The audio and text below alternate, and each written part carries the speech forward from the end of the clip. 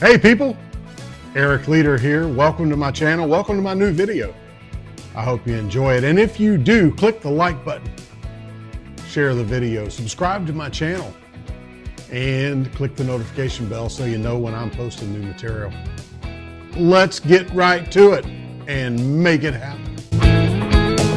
Friday night gig, heading in, check this out. And I'll tell you what, a lot of musicians say, when you get paid for a gig, you're getting paid not for your musical abilities, not for your time and efforts put into honing your craft.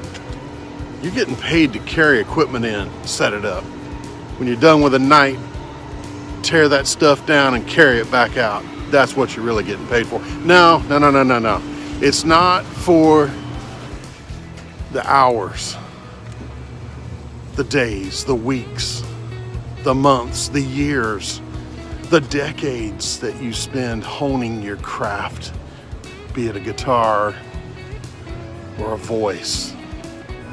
It's for carrying that equipment in and out. You know what? A lot of times I believe them about that too.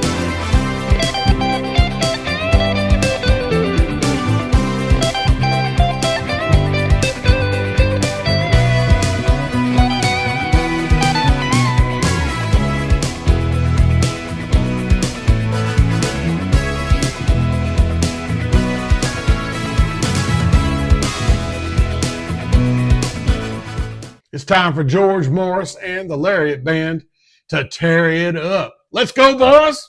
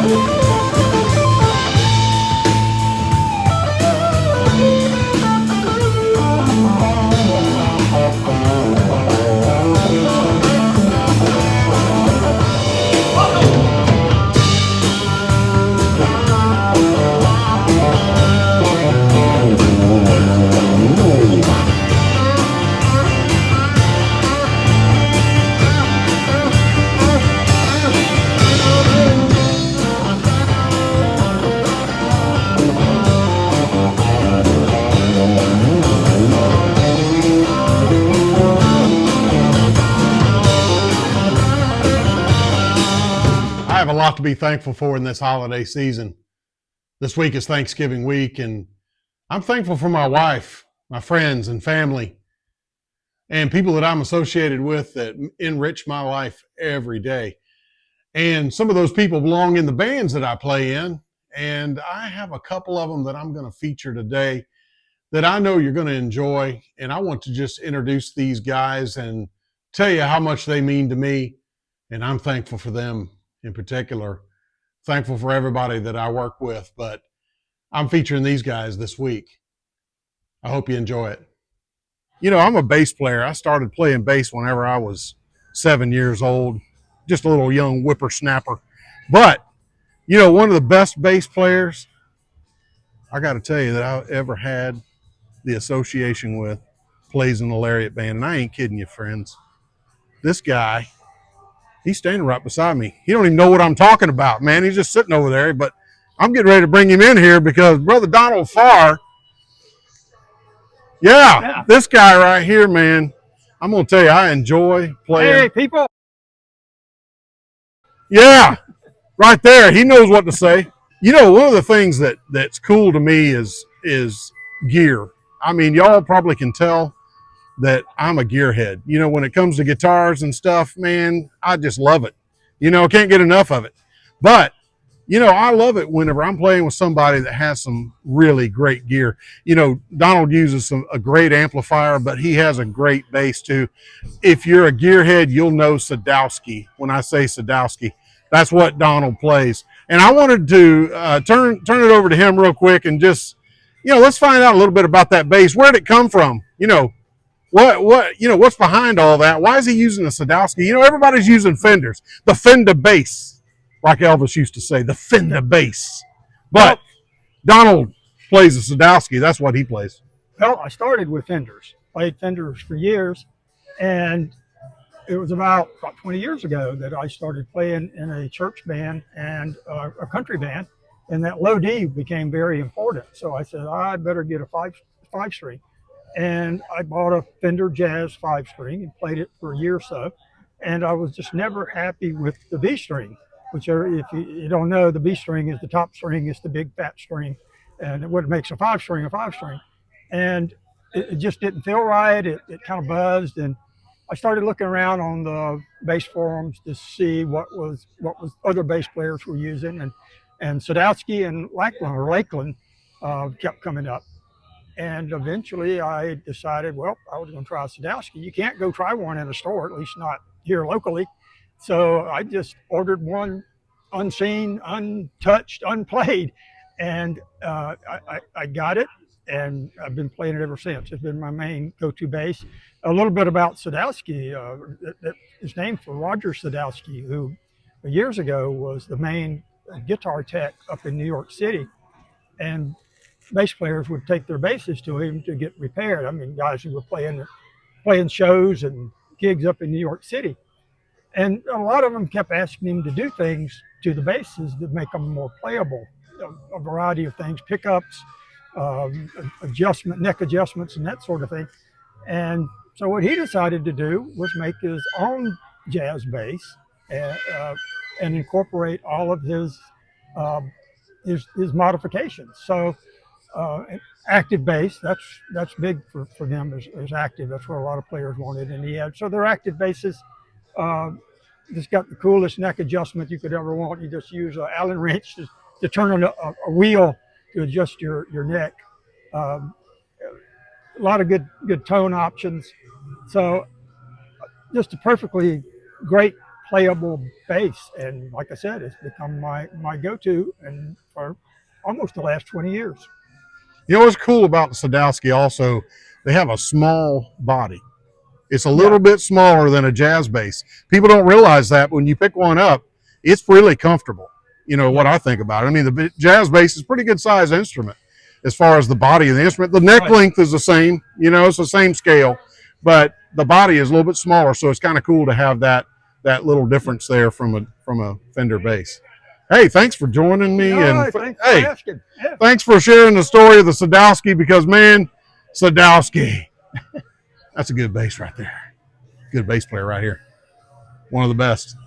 Yeah. Thank you. Donald Farr, multifaceted guy, very talented. He's a writer, and he publishes books, and he has a brand new book out.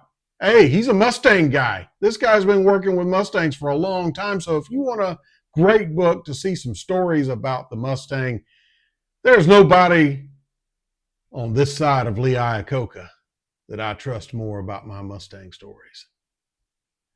There's a link in the description to get to Don's website and to buy his book. Get out there and get it. You're going to love it. Guess what? It's Sunday morning, the Lord's Day. And here's where I'm at the People's Church. Hanging out with some great musicians, some great people, great pastor. I love it. And guess who else I'm hanging out with? I'm hanging out with one of my best friends in the world, Brother Ronnie Fox, right here from Auburndale, Florida. Now you're like, who's Ronnie Fox if you don't know him? I'm going to tell you about him, right now. So, Brother Fox, man, we share a love of guitars and cars. Yes, we do. And it's something special. We hang out a lot together sometimes and have a great time together. But I wanted to talk this morning about, hey, where'd you come from? I've known you for a long time, but we hadn't played music forever. We only played music for a few years here, and I was just wondering, how'd you get your start with playing? And have you always played in church? And what's the story there? I've always played in church and at home. I took piano lessons as a kid. didn't get very far with it, but it gave me a love of music. And I grew up in church, which also gave me a love of gospel. I learned to play guitar a little rhythm guitar years ago. And our worship leader at the time needed a bass player. Never even held a bass, but I knew the top 4 strings were the same as a guitar. So he basically taught me how to play the bass. And I acquired this jazz bass, this Fender jazz bass that I absolutely love now. Nice neck, plays like butter. The tone is just awesome. And that's pretty much it. I've always played in church, nowhere else, at home. Hang out at home. I'm into cars and guitars as well. Woo! We kind of have sister Corvettes. Yeah, and that's right. That's a little bit of my story. That's a great story, Brother Fox. I'm going to tell you, your choice of instruments, the Fender Jazz bass, as Elvis Presley used to say, the Fender Jazz. You know, that is the bass, man. That's the bass guitar right there. I love it. There are other great ones out there, and we've seen them. We know about them, but that Fender Jazz is what we always come back to. But I'm going to tell you, man, I play with this gentleman all the time, and we have a great time. Great bass player and great guitarist. Hey, if he's not playing the red bass on Sunday, sometimes he's playing the red Strat. Look out for that. Sometimes. If you watch the video here at the church. But hey, check us out on YouTube, and just search for the People's Church in Winter Haven. You'll find our services there. We're going to be playing and having a great time worshiping the Lord and just giving glory to the Lord at all times with our cars and guitars. Thank you, Brother Fox. I appreciate you. You're welcome, Brother Leader. I appreciate you. All right. The weekend found Ronnie Fox and me at the Ultimate Corvette Party in Tampa, and I told somebody that it was just awesome to see a whole group of Corvettes in a parking lot like this. It was amazing. Ronnie Fox found himself looking at a new C8. How nice.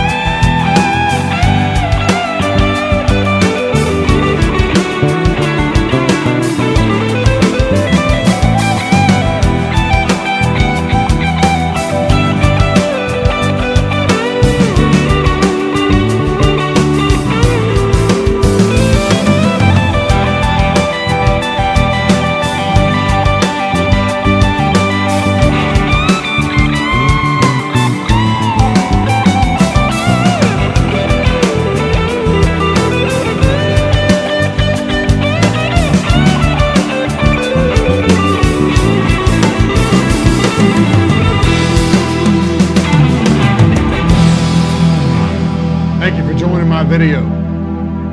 Happy Thanksgiving. God bless. Peace.